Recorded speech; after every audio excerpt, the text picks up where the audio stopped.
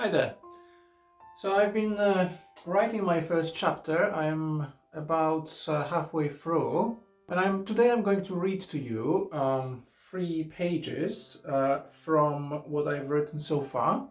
Now remember that this is only a draft, so it might change substantially by the time I will have finished the book, and I've done all the revisions. In fact, I'm sure it will.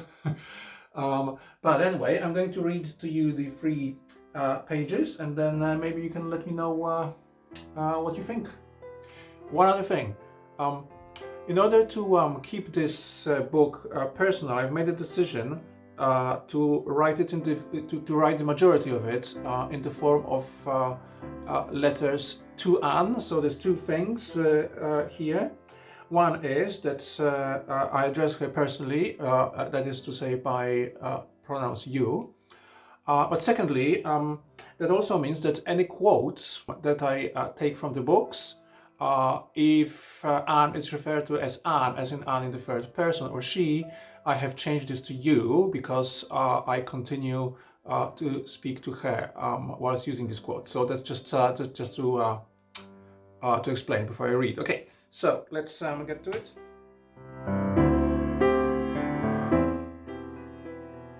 By Christmas in the 2nd year, your precious heart could no longer bear Catherine's screeching loneliness. No matter how many more lashes the poor girl, cast out by all others, had directed at you.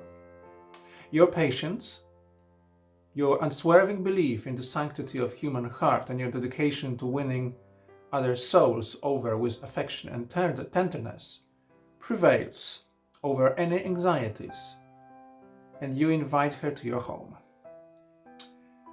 You place others' hearts and spirit on a pedestal rising high above yourself. Your life's purpose is serving them.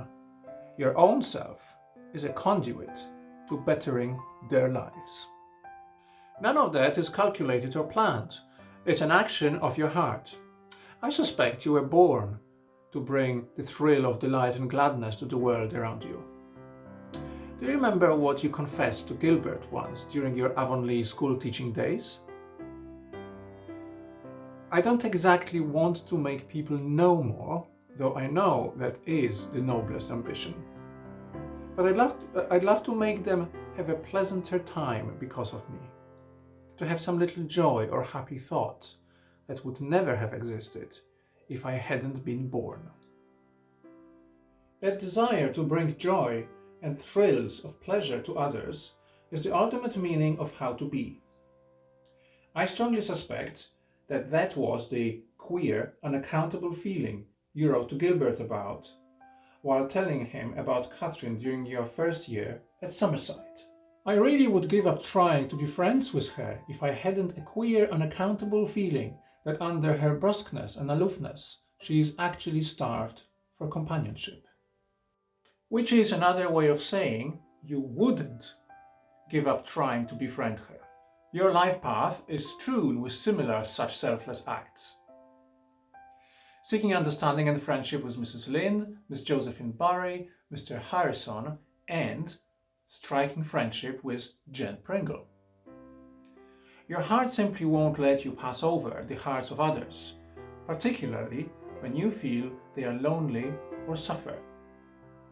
When Rebecca Dew expressed her sincere doubts about Catherine, your heart protested.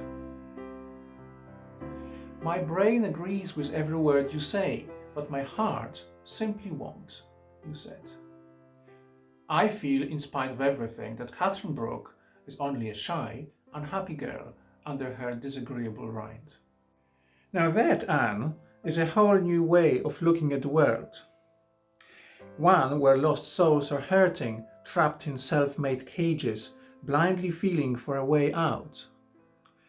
A fissure through which to escape the darkness like a fly imprisoned behind the curtain of a window, unable to find its way back, eventually bringing out its own demise from stress alone.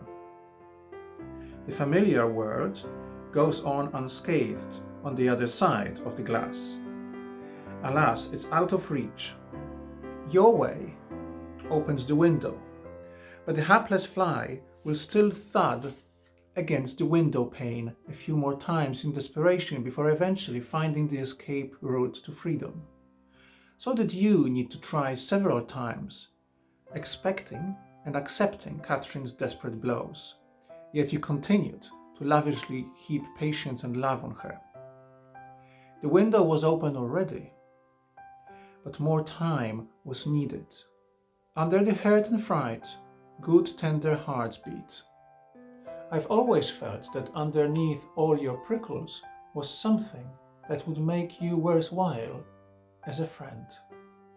In that conversation with Catherine at Green Gables, where she eventually opens up to you, the heart-to-heart, one-to-one encounter, your new friend still wondered if she would regret exposing to you her innermost velvet-soft essence.